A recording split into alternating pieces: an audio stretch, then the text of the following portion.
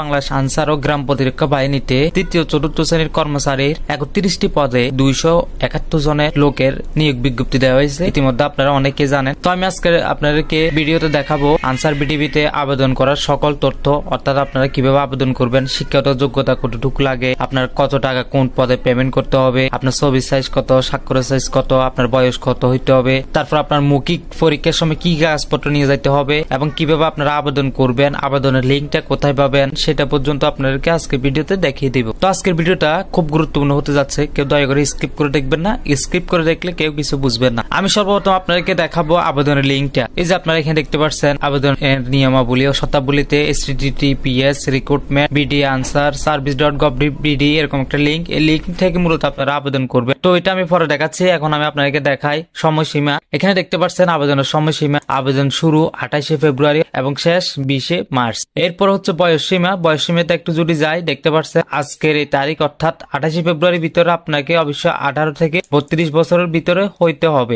এরপর অনলাইনে আবেদনের ক্ষেত্রে আপনার রঙিন ছবি লাগবে অবশ্যই, এবং রঙিন ছবি 300x300 দৈর্ঘ্য প্রস্থ এবং একটা স্বাক্ষর প্রয়োজন। স্বাক্ষরটা দৈর্ঘ্যতে 300, প্রস্থতে 80 হইতে হবে। আপনারা এটা এই সাইজ গুলো চাইলে মোবাইল থেকে করতে পারেন বা কম্পিউটারে ফটোশপ থেকে খুব সহজে করে ফেলতে পারেন। আবার এখানে বলতেছে ছবির সাইজ সর্বোচ্চ 100 কেবি এবং স্বাক্ষর সর্বোচ্চ 60 কেবি। এরপরে দেখতে পাচ্ছেন এখানে মৌখিক পরীক্ষার সময় আমার কি কি নিয়ে যাইতে হবে। দেখেন এখানে লিখে দিয়েছে মৌখিক পরীক্ষার সময় আমাদেরকে সকল শিক্ষাগত যোগ্যতার সনদপত্র নিয়ে যাইতে হবে এবং অভিজ্ঞতা সনদ থাকলে ওইটা নিয়ে যাইতে হবে, নাগরিকত্ব সনদ, চারিত্রিক সনদ, ভোটার আইডি কার্ড থাকলে আইডি কার্ড কিংবা জন্ম নিবন্ধন, এবং যে আবেদন কপিটা আছে আবেদন কপি। এরপর যদি শারীরিক প্রতিবন্ধী হন ওই ক্ষেত্রে প্রাপ্ত সনদপত্র, মুক্তিযোদ্ধা থাকলে মুক্তিযোদ্ধার সনদপত্র নিয়ে যাইতে হবে। এবং আমরা যদি উপর একটু লক্ষ্য করি, দেখেন এখানে বাংলাদেশ আনসার বিডিপি নিয়োগ বিজ্ঞপ্তি 2025-এ কেবলমাত্র লিখিত পরীক্ষা উত্তীর্ণ সকল প্রার্থীগণ মৌখিক পরীক্ষার সময় নিজের কাগজপত্রগুলো এবং মূল সার্টিফিকেট ও অন্যান্য কাগজপত্রের প্রতিটিতে একটি করে সত্যায়িত ফটোকপি দাখিল করতে হবে। অর্থাৎ যে ডকুমেন্ট গুলো আছে এগুলো সহ আপনার সার্টিফিকেট সহ একটি করে সত্যায়িত ফটোকপি নিয়ে যাইতে হবে।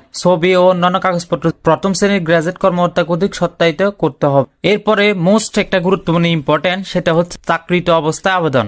অর্থাৎ আপনি আনসারে কর্মরত আছেন, সেটা সরকারি, আধা সরকারি বা চুক্তিবদ্ধভাবে যেভাবে হোক না কেন, এরকম কেউ যদি থেকে থাকেন তাহলে ওই ক্ষেত্রে তাদের করণীয় কি বা ওনারা কিভাবে আবেদন করতে পারবে। এখানে লিখে দিছে বাংলাদেশ আনসার বিডিবি নিয়োগ বিজ্ঞপ্তি 2025-এ আবেদন করতে হলে আপনি যদি প্রতিষ্ঠানে চাকরির অবস্থায় থাকেন তাহলে আপনাকে কিছু নিয়ম মেনে চাকরিতে আবেদন করতে হবে। যেমন সরকারি, আধা সরকারি বা সংবিধিবদ্ধ স্বায়ত্তশাসিত কর্মরত প্রার্থীদের অবশ্যই যথাযথ কর্তৃপক্ষের অনুমতিক্রমে আবেদন করতে হবে। অর্থাৎ আপনাকে অবশ্যই অনুমতি নিয়ে আবেদন করতে হবে, অনুমতি ছাড়া আবেদন করতে পারবেন না। এছাড়াও প্রার্থীদেরকে মৌখিক পরীক্ষার সময় সংশ্লিষ্ট